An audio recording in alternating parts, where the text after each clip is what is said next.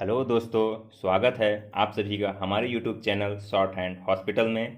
Please subscribe my channel and press the bell icon. Be ready for dictation 5 seconds. Start. Section 205 of the Code of Criminal Procedure 1973 confers a discretion on the court to exempt an accused from personal appearance till such his appearance is considered by the court to be not necessary during the trial. It is manifest from a plain reading of the provision that while considering an application under Section 205 of the Code, the magistrate has to bear in mind the nature of the case as also the conduct of the person summoned. He shall examine whether any useful purpose would be served by requiring the personal attendance of the accused or whether the progress of the trial is likely to be hampered on account of his absence. Therefore, the satisfaction whether or not an accused deserves to be exempted from personal attendance has to be of the magistrate, who is the master of the court insofar as the progress of the trial is concerned, and none else. The guidelines laid down by this court in Bhaskar Industries Limited are concurred with, and while reaffirming the same, this court would add that the order of the magistrate should be such while does not result in unnecessary harassment to the accused and at the same time does not cause any prejudice to the complainant. The court must ensure that the exemption from personal appearance granted to an accused is not abused to delay that the trial. In view of the legal principles enunciated by this court, the impugned order is clearly enormous inasmuch as the discretion of the magistrate under Section 205 of the Code cannot be circumscribed by laying down any general directions in that behalf.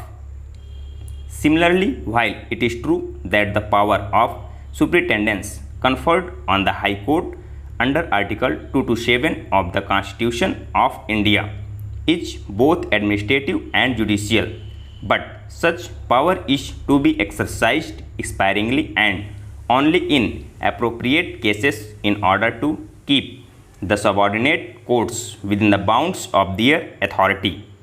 In any event, the power of superintendence cannot be exercised to influence the subordinate judiciary to pass any order or judgment in a particular manner. As regards direction in the order of the single judge of the High Court to accept and consider the written statement made by the accused, it is again not in accord with the language of Section 313 of the Code, nor with the dictum laid down by this court in Bhaso Raj R. Patil's case. On the plain language of Section 313, it is evident that in a summons case, when the personal appearance of the accused has been dispensed with under Section 205 of the Code, a discretion is vested in the magistrate to dispense with the region of principal examination of the accused under Section 313 of the Code as well. It is manifest from the judgment in Bhasoraj R. Patil's case that dispensation with the personal examination of the accused in terms of the provision of Section 313 within bracket 1 within bracket H is within the trial court's directions to the exercised keeping in view certain parameters enumerated therein and not as a matter of course. It is true that in direction in the impugned judgment, the single judge has clarified that stipulations in the preceding paragraphs are not intended to fetter the discretion of the court to follow any different procedure. If there be compelling need but the requirement of recording specific regions by the magistrate for deviating from the directions given in the order as stipulated in the same paragraph is by itself tantamount to putting fetters on the jurisdiction of the magistrate. This is not warranted in law. Thus, in the Stand case, the High Court exceeded its jurisdiction under section 482 of the Code and /R Article 227 of the Constitution by laying down the general directions which are inconsistent with the clear language of sections 205 and 313 of the Code. In light of the guidelines laid down by this Court, further directions on the same issue by the High Court were wholly uncalled for. The impugned order containing general directions to the lower courts is set aside.